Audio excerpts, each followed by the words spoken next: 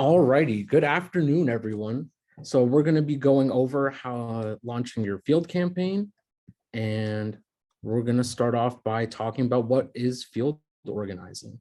So field organizing to me is one of the most crucial parts and crucial components of running any kind of campaign or initiative. So the best way to describe what field organizing is direct voter contact or directly engaging with people that you're trying to reach out to. So more times than not, you're going to just hear it as organizing or voter contact. And the main goals that you want to do with field organizing is either contacting voters directly if it's for a candidate or for an upcoming election, identifying supporters. You can do that for both any kind of campaign as well as an initiative. So for example, I worked on an affordable housing ballot initiative. So for me, it's not just reaching out to people that will vote for that initiative when it comes time for that, but it's also identifying people that resonate with that issue. And then ultimately at the end of the day, because most of the work that we do is political for field organizing, is making sure that you turn out voters to get whatever candidate you want voted for or whatever initiative you want passed by whatever agency you have to go through, whether it's a local initiative through either voting in a municipal election, a state election, a county election, or what have you. So another important question we have to ask ourselves is, why is field organizing important? So field organizing is important because winning an election means you get the most votes. And to turn out votes, you need to talk to people. And in order to talk to people, you have to send people out to do that. You have to organize a well-oiled machine, for a lack of a better colloquialism. So all other campaign plans that need to be done have to coordinate with whatever your field strategy is. So for example, if your strategy is that you have to go knocking on doors to reach people in order to get maybe 5,000 people to go and vote in a local election, then that has to be coordinated with whatever the end goal is of getting, say, like a law passed in let's say Jersey City, where I live. So again, engaging with voters is the best way to get feedback on whether the initiative you're working on is something that's feasible or it's something that you need to take back and retool to ensure that whatever you're working on gets passed. So I'm going to constantly go back to talking about, for example, affordable housing, or what I'm currently working on, right to council in Jersey City. So those are initiatives that I am doing field organizing for because they're causes that I think affect people in Jersey City and thus reflect what our new laws should reflect in 2023 and onward. So to segue from that, we're going to look at what members of a field team would look like. So the hierarchy of a field team would be, on top of the field team would be the field director, and the field director is going to be the person that creates the outreach plan. They're the one that coordinates with everyone within that team. So then you break down that team into field organizers and volunteers and various coordinators. So depending on the type of team you work on, you may have one coordinator that has the responsibilities that are laid down in this diagram here, which is volunteer coordinator, phone bank coordinator, canvassing coordinator, and text program coordinator. So for me personally, on the campaigns I've worked on, I've taken the liberty of having to combine those four responsibilities and putting it in one. And it ultimately depends on also what kind of funding you have for that as well. So for many of you here that are in the progressive movement, we do grassroots organizing. So more times than not, these coordinators are going to be one person that has all these responsibilities. So when I first started, I was a field organizer. So the best way to describe what their responsibility is, they're the face person that's going to be in contact with, whether it's people that you're sending door to door, whether it's people you're going to have talking on the phone, or it's going to be people that are just going out there and engaging with the community. So the best way to describe what their responsibility is they're the ones that are essentially the guinea pig of the operation, because they're the ones that you have to send out to collect the data to figure out if what you're doing is working, and if it's working, to keep doing that. And if it's not as successful as you want it to be, how do we restructure it to make it as successful as we need it to be? And then for the various coordinators, it depends on what their designation is. So if you're a volunteer coordinator, you're someone that's in charge of recruiting, you're someone that's in charge of making sure people show up, you're in charge of people that are either flaking or people that need to like rearrange their schedule because a conflict came up. So you're the one that's on the back end trying to make sure that whatever event is that you're getting volunteers ready to go out for, that not only does it happen, but it happens successfully. A phone bank coordinator is someone that essentially puts together scripts for phone banks. So making sure people are comfortable with it, making sure you don't sound robotic. They go over trainings for people that aren't really comfortable to talk on the phones yet. They're the ones that create the material too, so that they know whatever content that they're creating makes sense not only to the campaign or the initiative, but makes sense to the volunteers that are doing. And then for canvassing coordinators, they're the ones that essentially do the same thing for phone banking, but for canvassing, which is when you send people door to door to talk about your issue or a candidate. More times than not, they'll have to be the ones that are cutting the turf. So when you cut turf, that's when you figured out already where you want to send your volunteers, what area that you want to like talk to people. So for example, I live in the west side of Jersey City. So that's the neighborhood I know like the back of my hand. So I could cut turf easily and say, you should hit these two streets versus somewhere that's maybe not as personal to me because I don't really know it yet. Or versus if I'm going to send someone to talk about affordable housing, I'm not going to give them the same message. I'm going to have them talk on West Side versus Journal Square or downtown, places that have like crazy a lot of development. And then lastly, text program coordinator, that's not really anything too different from a phone bank coordinator or a canvassing coordinator. Their responsibilities are writing up scripts, making sure people are comfortable with the program, making sure volunteers are comfortable with the messaging that they're sending, and making sure that the materials that they have make sense and are distributed adequately. So what makes a good field organizer? So these are some characteristics I, in my experience, thought made me a good organizer and made others around me good organizers. So being able to communicate is a big factor here, because at the end of the day, most times you're going to be communicating by talking to people. So if what you say doesn't make sense and you're confusing others, then it's something you're going to have to retool until it makes sense to you and it makes sense to the people that you're talking to about it.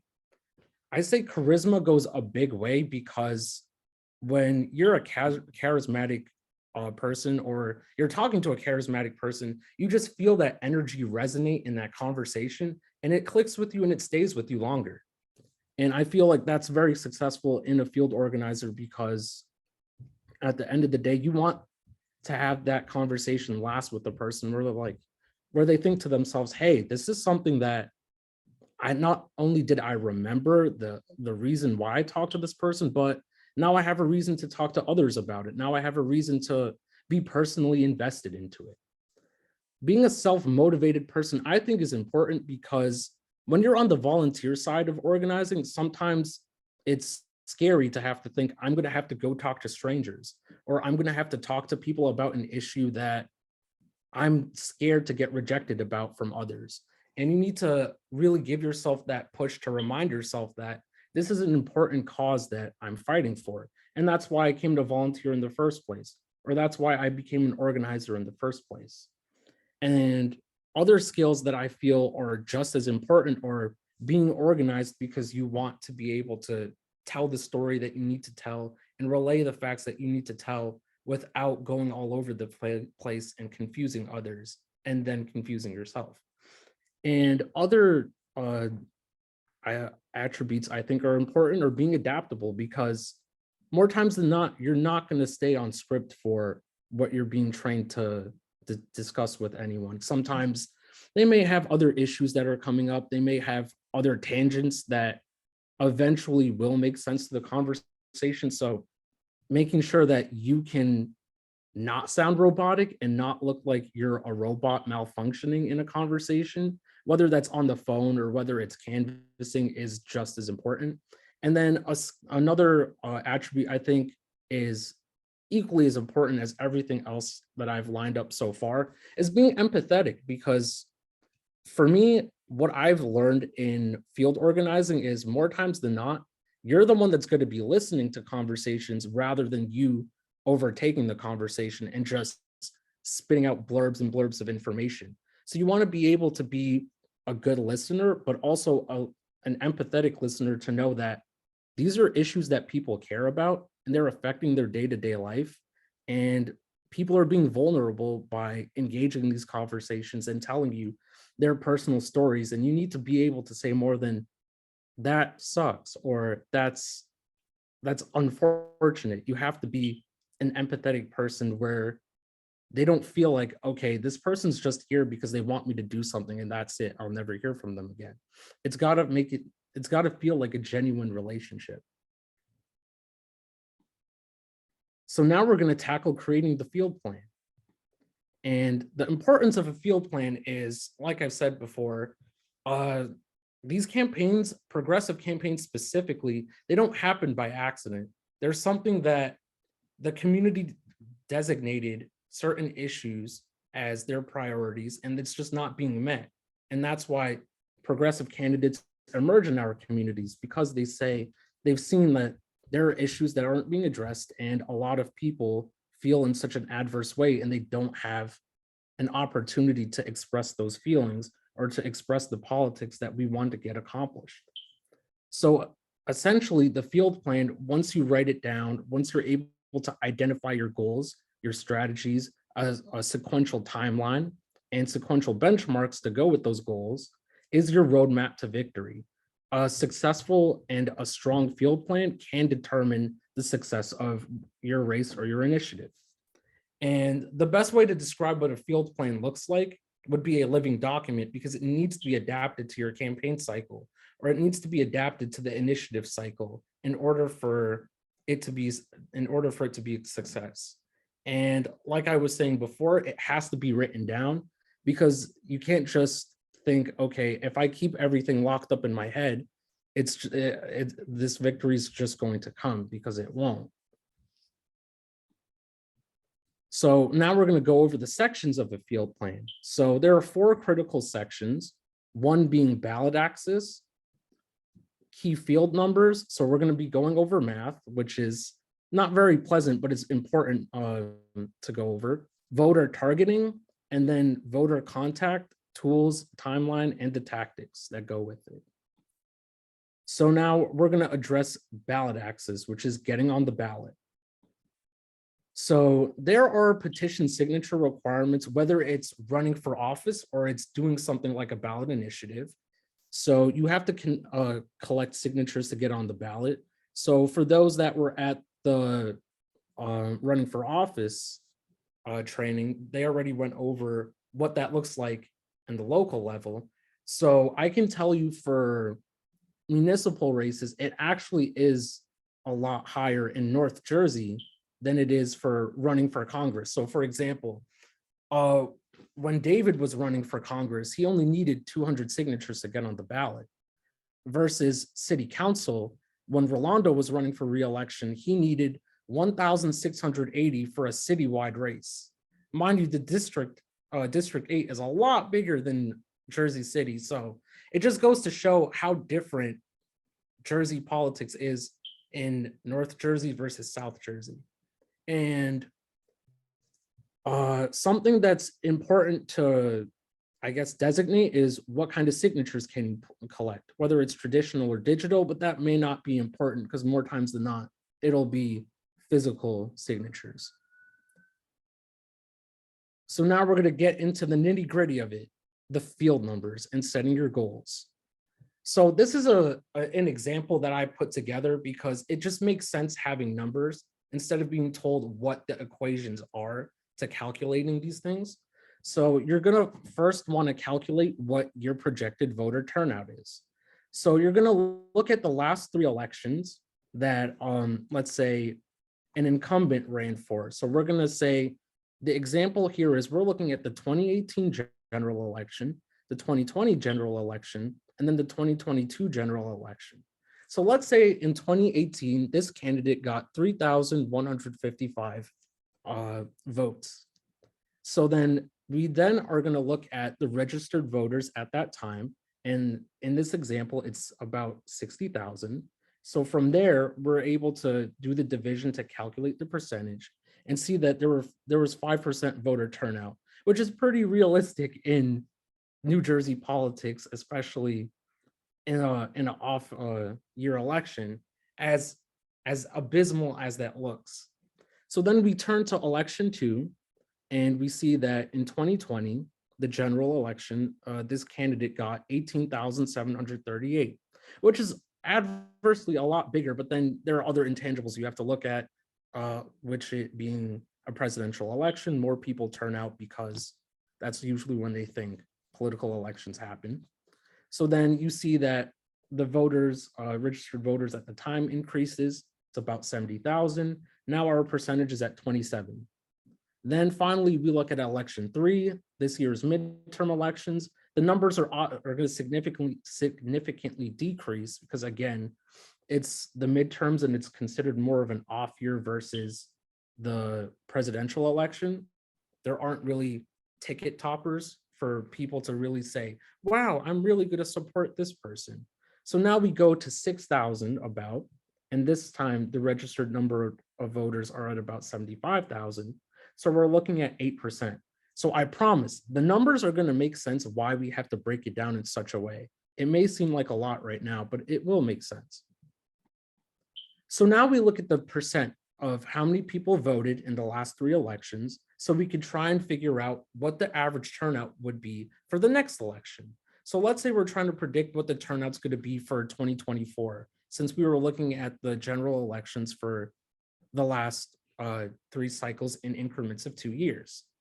So we total up our numbers here, 5, 27, and 8, and then we do the average of that, and that's approximately 13 to 14%, which would be the average turnout for 2024.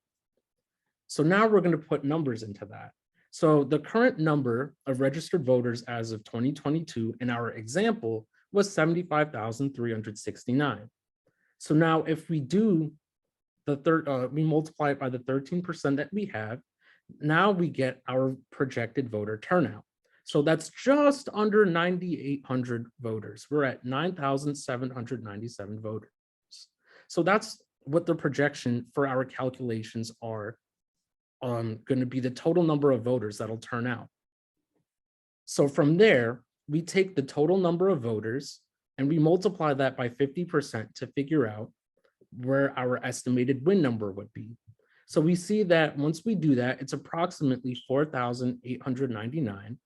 And with this, we add one voter so that we could get into that 51% threshold, which would be approximately 4,900. That's going to be our estimated win number. So let's say the incumbent is going to turn out under 9,800 voters. We want to ensure that we get approximately 4,900 out in order to try and unseat this incumbent. So now we have to calculate a vote goal, which should always be more than what we need. So we take our voter turnout number, the projection here, which was 9,797, we multiply that by 52%. So we have a comfortable enough number where we could turn out a little more than 51%, because more times than not, there are going to be people that you do reach out to, you do have meaningful conversations. They say they're going to vote, but something happens either on election day or within the cycle that they forget, or they just don't vote. So now we multiply that by that 52% and we get 5,094 as our final number of what our goal should be to unseat this incumbent in 2024.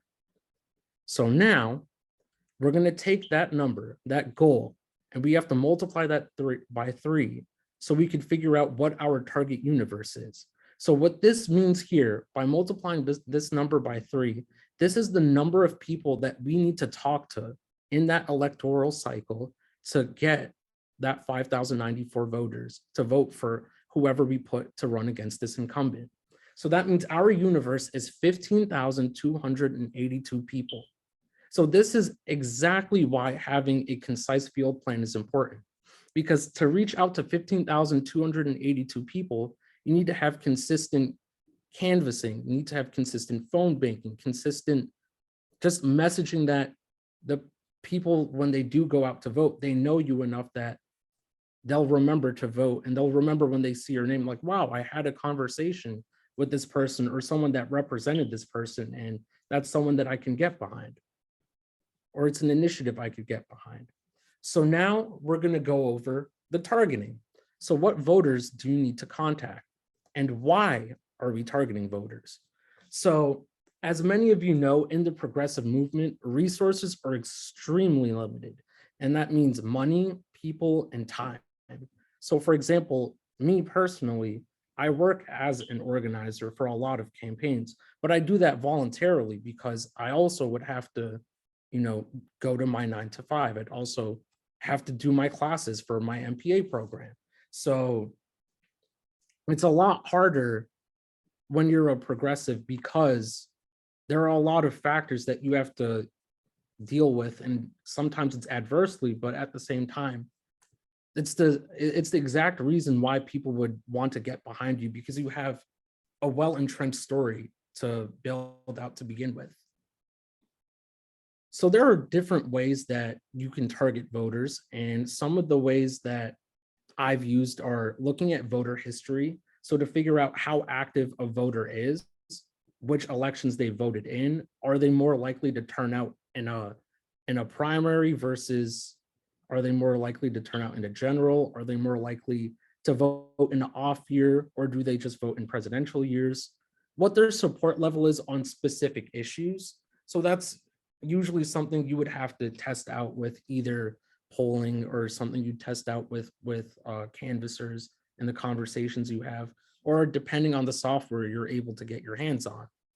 And then equally as important, geography and demographics. So figuring out what issues matter based on where a person lives. So like I said earlier, when I was doing the ballot initiative for affordable housing, what someone is going through on West Side is a lot different than what someone's going through in downtown. And again, that's based off of just a map of a city and a map of neighborhoods. So now we're going to go over some tactics, some tools, and figuring out how and where you contact your voters. So some tactics, like I addressed earlier, canvassing, phone banking, text banking.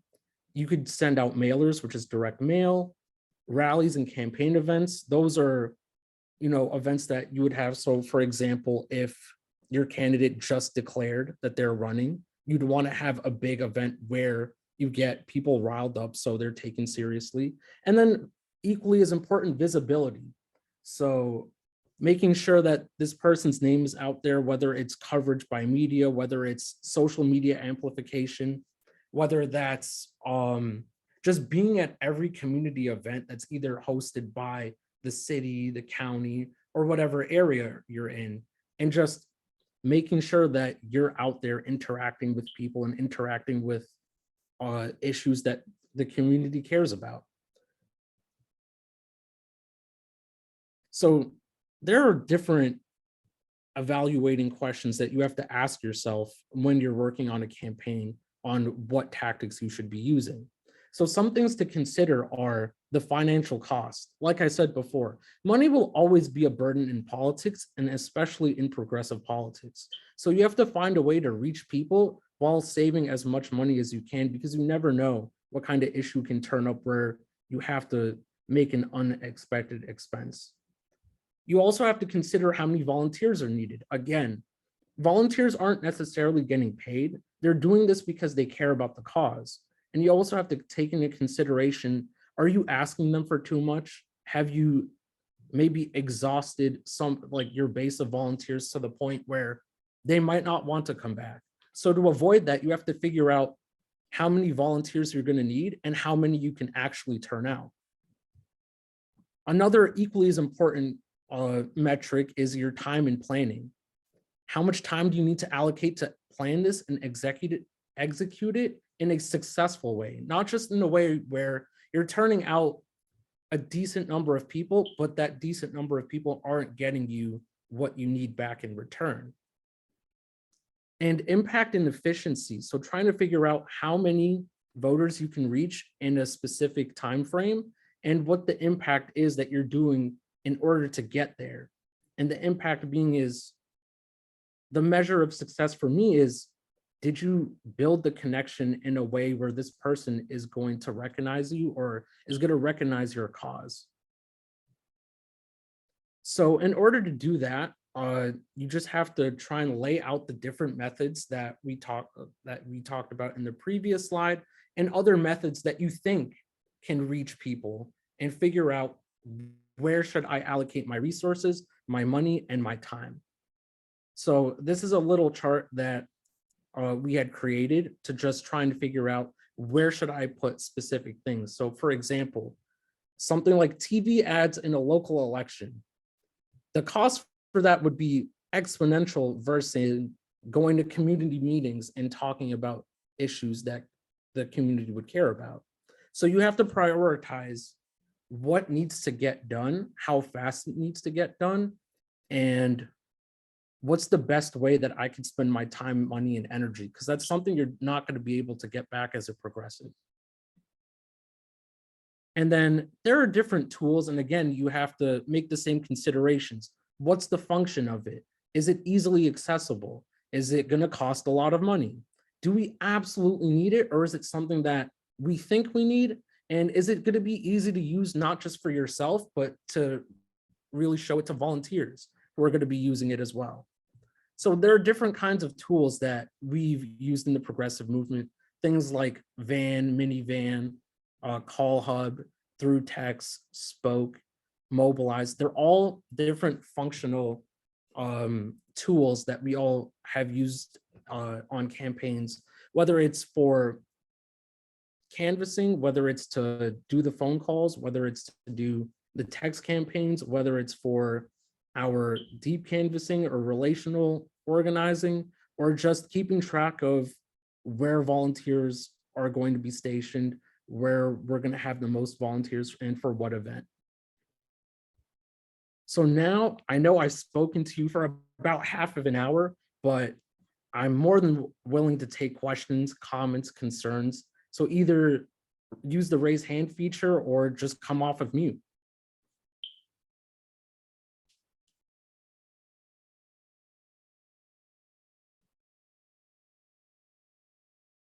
I think that's Nick with his hand up. Go for it, Nick.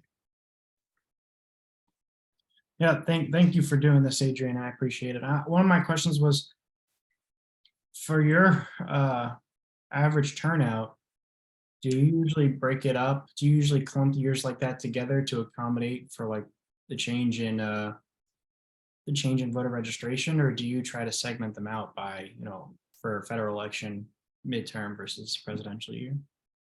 So for me, I usually try to break it up by midterm. And so if I'm looking at, I wouldn't normally do a presidential with 2 midterms. I would try and keep it consistently where it's 3 midterms that have similar looking voter turnout. So I can try and figure out if there are any outliers, what it could have been, and trying to attribute what happened in, let's say, 2018 versus 2022 that caused more people to come out. So trying to figure out continuity there.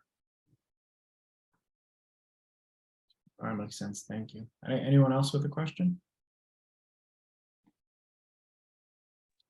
Yeah, I was just wondering, what's the best way to access voter data, and especially like on a smaller level, if you wanted just to organize your county committee district or even just your block? Sure. So I know that the county clerk usually has this information and you could just go to their office and ask for it. More times than not, I've just gotten data from other campaigns that I've worked with and I've just tinkered with that.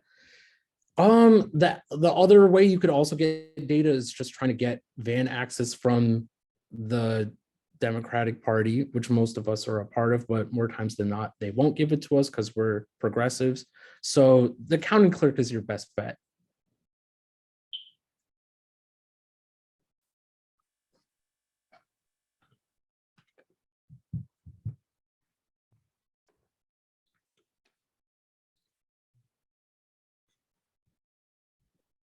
Adrian, I was just wondering if you, what software you used. Do you use Van often, or do you use any other software? Sure, that's a good question. I've been using Van lately. I've used it for turf cutting, specifically for the Right to Counsel campaign in Jersey City. And then there are ways that I've done it through Excel by just a clunk of data that I got from the clerk. So it all depends on the money that you're able to spend. So I've been able to slum it doing it with Excel and trying to figure out functions there. And then just getting lucky and getting access to Van. Excel's an arduous task, my friend. It's not something for The faint of heart. the faint of heart. And it's definitely not something for anyone that has astigmatism. It's really hard. I bet. Any other questions for Adrian? Do you do any relational organizing, or have you ever heard of that? Yeah, so I've done a lot of relational organizing, like talking to neighbors on my block and talking to neighbors in my county committee district, which is only a couple of blocks. Because for me, that's the best way to gauge what's affecting real people in real time, because more times than not, they're not the most politically engaged, but they do know where certain issues are hurting them. So that, for me, that was the best way to figure out, I guess, and like a little focus group to try and figure out what issues affect my neighbors and trying to figure out how do I apply that in other areas of Jersey City or Hudson County or the state as a whole. So yeah, I do a lot of relational organizing with neighbors, with friends and family, and other people that I know aren't politically engaged, or even those that are politically engaged, to figure out what's kind of the middle ground for everyone. All right, I think we only have a minute left, so I'll drop in one last one. I think a lot of the time people think about field and canvassing is a lot of talking, but it's also a lot of listening. And I wanted to hear from you, how much of the time do you actually spend just listening to other people's feedback and listening to what they care about versus giving your pitch?